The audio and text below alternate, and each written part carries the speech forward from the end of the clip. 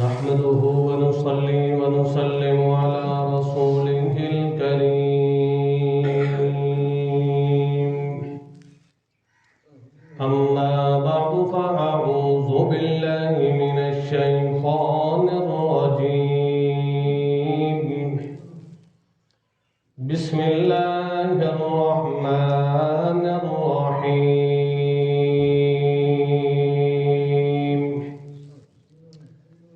وتلك الأمثال نضربها للناس لعلهم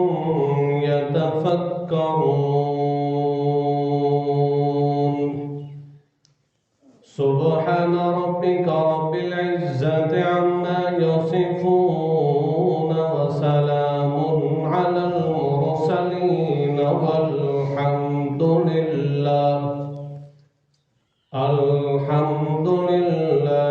أولا وآخرا والحمد لله رب العالمين.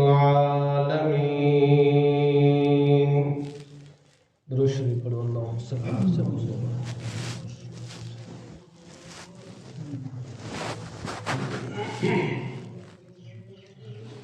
سابقہ اور گزشتہ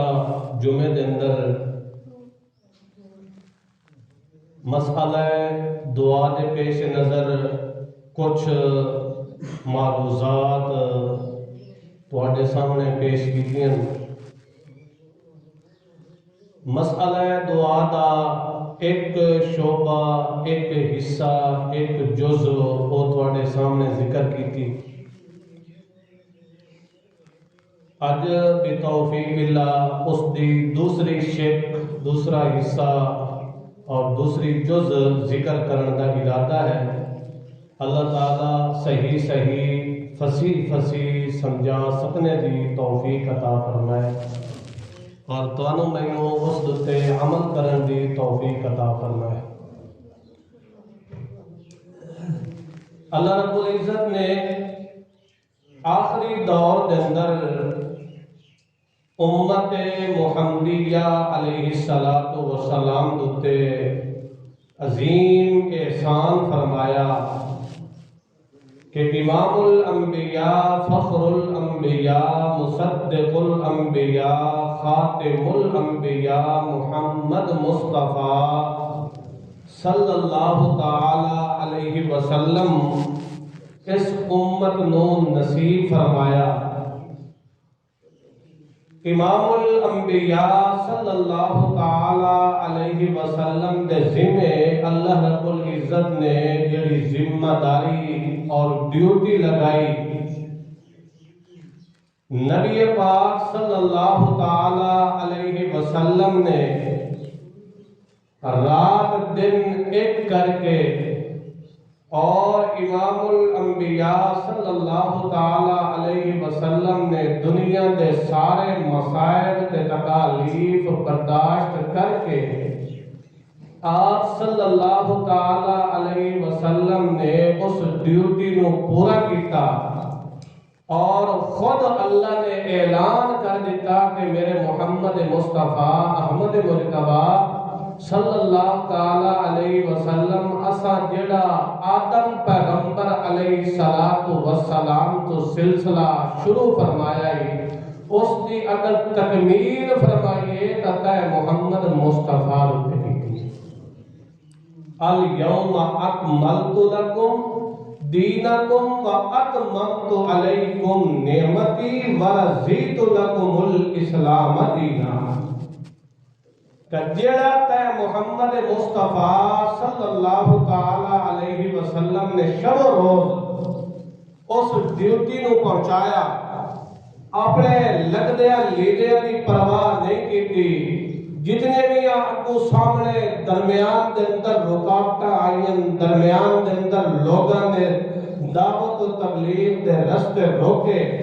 مگر نبی پاک صلی اللہ تعالی علیہ وسلم نے انہاں سارے دکھاں تے تکلیفاں تے مصیبتاں نو ہنس کے برداشت کر لیا، مگر اللہ دی دعوت والی ڈیوٹی کے اندر ذرہ برابر بھی کمی بیشی نہ کی۔ اور حجت الوداع دے موقع دے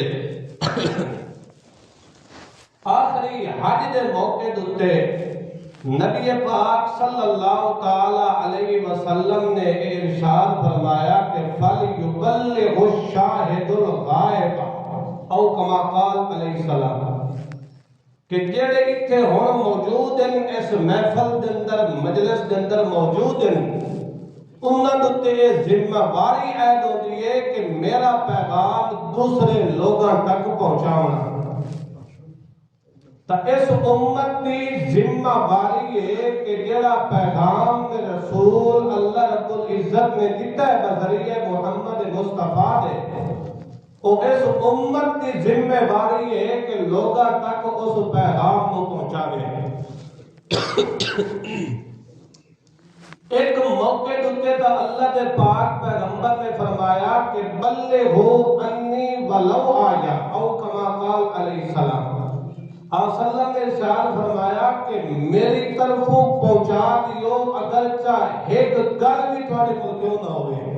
ایک حدیث بھی کیوں نہ ہوئے، ایک پیغام بھی تھوڑو میں محمد کی سیرت دا صحیح طرح یاد ہے تو وہ بھی اگر لوگن کے کرو دس دیو۔ اور اللہ نے پاک پیغمبر نے فرمایا صلی اللہ علیہ وسلم کہ اللہ پاک اس بندے دے چہرے نو ترو تازہ رکھے جیڑا میرا کوئی فرمان سنتا ہے تے انہوں صحیح طرح یاد کر کے اگا لوگاں تک پہنچا دیتا ہے۔ اور ہو سکتا ہے کہ جیڑے اگلے بندے سننے والے مخاطب ہیں وہ اچھا ذہن رکھنے والے ہونے، اچھا قوت حافظہ رکھنے والے ہونے۔ اس واسطے امت کی ذمہ داری ہے اور امت جو علماء کی ذمہ داری ہے کہ انبیاء کا منصب، انبیاء کے علوم نبوت کو لوگوں تک پہنچانے۔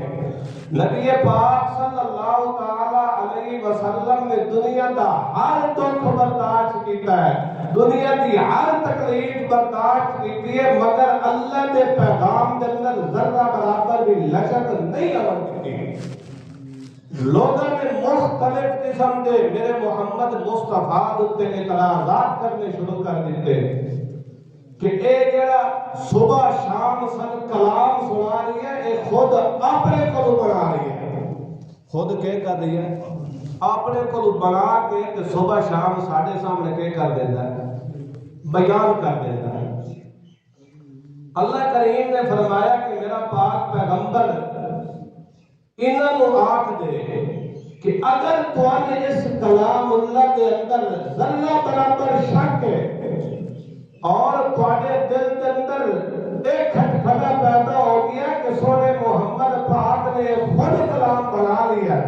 تو میں محمد توانے چیلنج کیا دینا کہ اس قرآن جیسی ایک صورت بنا کے لایا، اس قرآن پاک جیسی ان کنتم فی